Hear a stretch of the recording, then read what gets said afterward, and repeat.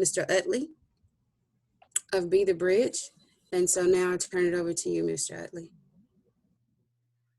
Thank you very much, Danita and Lowry. Pleasure to be on this particular call. Just in brief introduction about who I am and what I do. I am a portion of one of the few members of another group called North Texas Allies.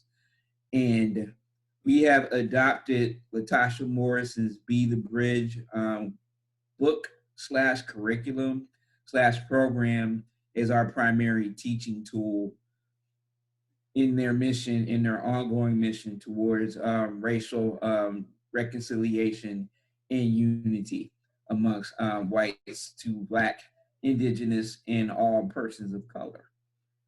I've been doing this work since it's really only been a short time, about June 2020, but the blessings of God and the favor of God have been upon me to where we've been able to grow by leaps and bounds, not as much as Lamar has, but we've done our own work in gathering folks together across multiracial, multi-ethnic environments to have these hard and difficult conversations to address the spirits of historical, systemic, and individual racism. And we continue to press on and do that work through Zoom-based small groups in which we're able to gather folks, not just from the immediate area, but across Texas, across the United States.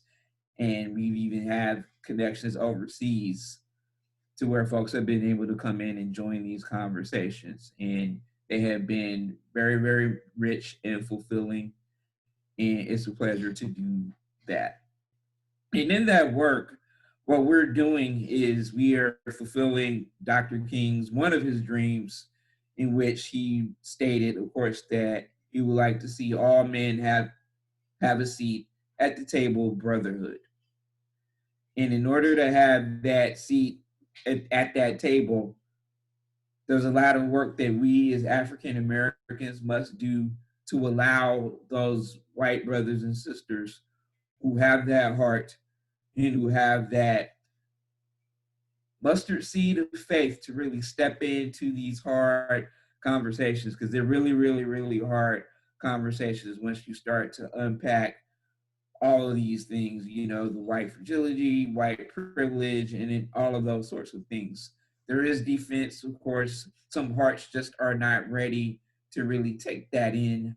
But for those hearts who are willing, we offer them through our work at North Texas Allies and the Be the Bridge curriculum, the ability to sit down and to have these rough and difficult yet meaningful and powerful conversations over the course of a 9 to 12 week Zoom-based small group. And as I said, it's great, great work. And I just want to offer very, very briefly for those of us who are African Americans, what my experiences have been in bringing in our white brothers and sisters into this whole topic and conversation of bridge building. And there are just three things that I would like to share if you will indulge me. One of the things that you have to bring into the table is grace. Our white brothers and sisters who enter these conversations are in desperate, desperate need of grace. One of the things that we see all the time is that they come into these environments, they have a heart to want to know and to want to understand. They've heard all the stories, they've heard the rhetoric from both sides. If you're listening to CNN, if you're listening to Fox News, if you're listening, no matter where you're hearing, they're seeing it all. The Black Lives Matter, the protests, they're seeing it, and they're coming in hungry with answers, and they want to know. And the reality is we have to show them grace because they don't know. They read books, yes, they do. They do their research, yes, they do. And not to discount reading or anything like that, but there's something that we offer as African Americans with our collective years of boots on the ground experiences of living in this skin and walking this walk just as Ms. Rise and Mr. Tyson has shared.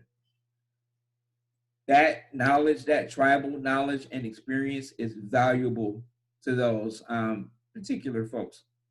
And so we have to humbly allow them to have the grace to ask their questions and to give honest answers with humility and to withhold judgment, to hold back that provocation of snap judgment of, well, we've been telling you this stuff for years. Well, you should have already been knowing, go read a book, go study Dr. King, go study this person, go study that person.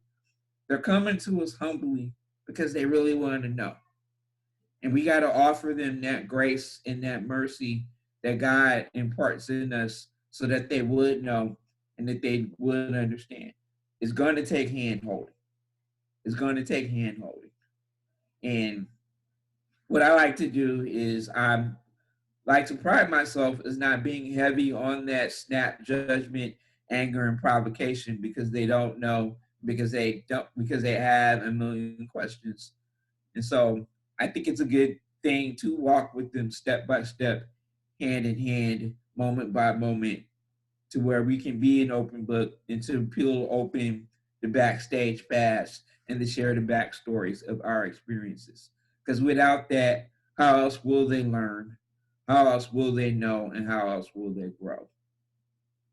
Now, having said that, we have to be discerning and we have to understand that we got to take the time to really start vetting, being prayerful, and being mindful of who we walk with before we decide to take this journey with them. Because one thing that we've learned that every ally ain't an ally. There are some, unfortunately, on these other sides who do come in holding and harboring their views and their point of views that would dare to say that racism is not really a thing. Why are you complaining? Why are you always, you mean, if we can just get you guys economically sound, that's what you need instead of always crying about these issues. And so when they come into these environments and they're standing on those points, they may come in the guise and appearance of saying, I am an ally and I want to partner with you. But at the end of the day, they want to disrupt. They want to challenge. They want to throw salt on the game, so to speak, as if to disrupt the work that's going on. And so you have to be mindful before you start walking people down this road of who they are. And they'll give stuff away. They'll say stuff like, I know this stuff is real. I'm just tired of hearing it all the time. They'll also point narratives as if to say that the problem with racism is really more on us as African Americans, us holding grudges and us carrying our pain and so on and so forth, and we just won't let it go. As soon as we see that, and as soon as you see that, it's okay to hit the ejector seat to say, you know what, your heart might not be ready. You may not be in the place to really take this journey, and it's okay. Go ahead and do your work and do your research and do what you have to do. And whenever your heart is changed, I'm ready to walk with you. But at the end of the day, you can't change a heart that's fixed and unwilling to be moved. You absolutely cannot change a heart that won't be moved. But once you have that trust that's been established with those people who are pure in heart, who want to partner with us, we got to let them in. Historically, as African Americans, of course, we hold things back. We don't want sabotage. I mean, at the listening the point that I just made, we don't want sabotage. We don't want to get backstabbed.